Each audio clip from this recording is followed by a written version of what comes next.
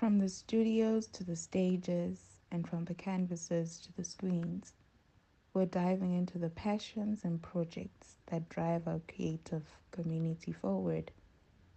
Join us as we chat with innovators and trailblazers about their journeys, successes, and lessons learned. Get ready to be inspired, motivated, and fueled to pursue your own creative dreams. Welcome to Coffee in the Morning, the perfect blend of conversation, creativity, and community.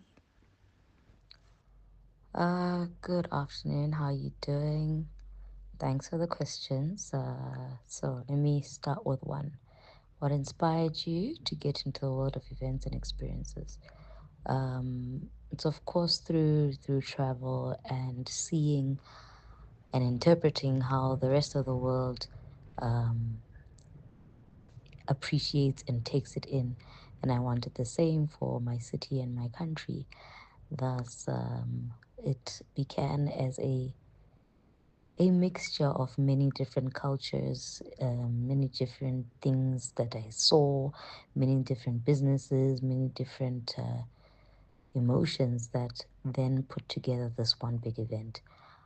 Right. What is the idea behind Manchester? Manchester started as a food market, and that food market grew over the years to mean a lot of things to a lot of different people.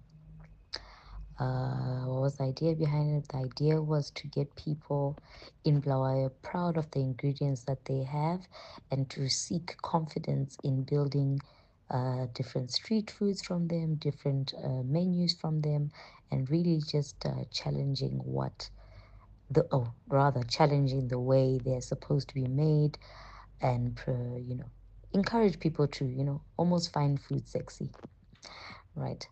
What are the top three elements that make the event truly unforgettable? One, the fact that I guess the popular part is the fact that our music stage gets bigger and bigger in size. And of course, it appreciates more than one different genres of both music and arts. Two, the fact that we actually host two different stages live on one day. One stage being, of course, the music one, as mentioned, and the second stage being the cooking stage. These two stages really make up what Munch and Sip is. And then three, the intent on building a community. Other than Munch and Sip also hosts different training programs, the vendor training program. It also hosts the artists to promote a dialogue program. And in those programs, what we do is we bring people who are already successful within the industry and get them to speak to people wanting to climb up a very similar ladder. Then, how do you make guests or attendees feel like they're not just attending but part of the experience? Um, One of the things we try to insist on is our programs, so that this is not just a one-time festival that happens occasionally 3 times and becomes very commercial. But the idea is to build our community by making our community better through the training program. So we work quite tirelessly on getting the right people to get into the room. So if topic is health and safety, before our store holders get a store, are they aware of the health and safety rules? Do they have health and safety certificates? Things like that, getting them prepared for, in fact, an international market, um, many of which require referrals from us before they try out having stores in South Africa, at your food markets in South Africa, your food markets in Swaziland, your food markets in Botswana. Many of them high regards the certificates and the referrals from Munch and Sip. So we really want to build a community that appreciates experiences and quality once they've, of course, gone through and felt a part of the Munch and Sip family.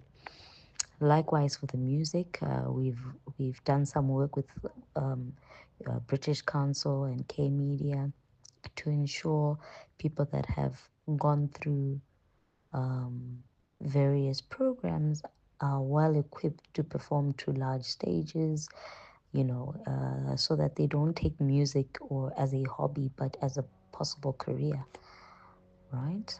What trends are shaping the future of event curation? One of the things that we're noticing over time is that we have a very huge follow culture. So we just have to be cognizant of the times and what's trending now and what people really like, but also not to give in to what we don't really understand.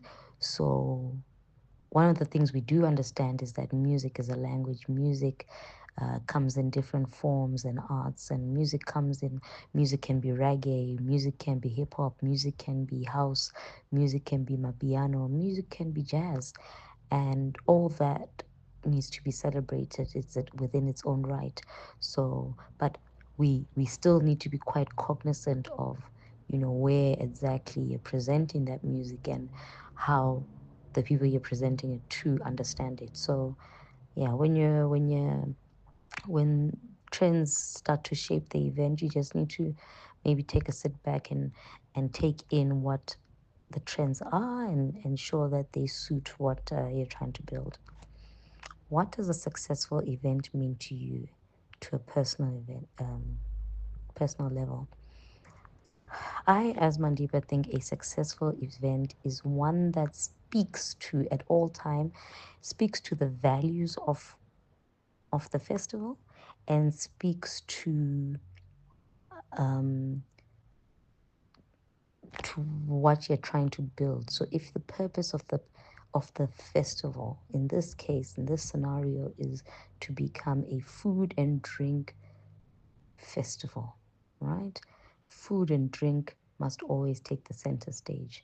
So it doesn't it can grow in numbers, it can grow in value, but at all times the people shouldn't question um, what exactly the event is. If people are not aware, then we haven't done a successful job in outlining what our event is doing. Um, Many a times it's often confused that a successful event is a huge numbers one. In the past, we've seen very big events make very big losses because with big events comes huge risk, and with huge risk comes huge expenses. So sometimes managing the numbers and, of course, speaking to your values instead often works better in our favor. It's safer and it also helps translate well to who our market is. Yeah.